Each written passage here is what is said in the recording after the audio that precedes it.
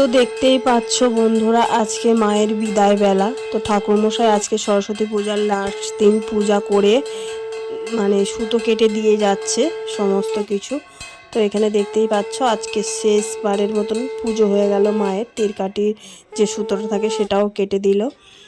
আর তারপরে এই যে সন্ধ্যাবেলা হবে ঠাকুর ভাসান, তো তার জন্য খিচুড়ির আয়োজন চলছে এইদিকে। তো আমার শরীরটা খারাপের কারণে আমি ভিডিও ঠিকঠাকভাবে দিতে পারছি না, তো তার জন্য খুবই দুঃখিত।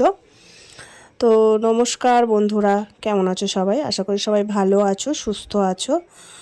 আর তোমাদের ভালোবাসায় আমি এখন একটু ভালো আছি। তো এই যে দেখো খিচুড়ি এদিকে রেডি হয়ে গেছে।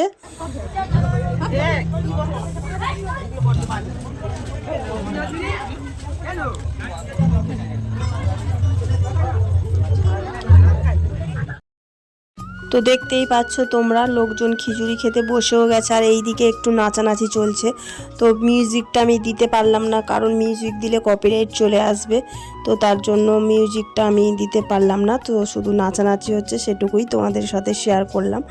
আর এই যে আমি এদিকে দেয়া থোয়া করছি। তো আমি নাচানাচি ঠিক পছন্দ করি না, দেখতে ভালোবাসি কিন্তু নাচতে পছন্দ করি না। আর এই যে দেখো এইদিকে আমার একটা দেওর হয়, তো এর নাচটা বেশ সুন্দর, তার জন্য এর ভিডিওটাও করলাম, তোমাদের সাথে শেয়ারও করলাম। তো কেমন ডান্সটা হয়েছে একটু আমাকে কমেন্টে জানিও। তো চলো এবার মায়ের বরণ শুরু হবে।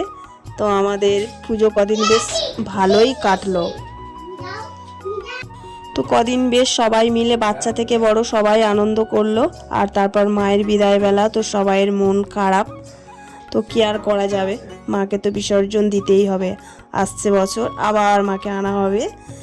তো আজকের এই পর্যন্ত বন্ধুরা, আবারও চলে আসবো ছোট্ট একটা মিনি ব্লগ নিয়ে। তো সবাই ভালো থেকো, সুস্থ থেকো, সবাইকে টাটা।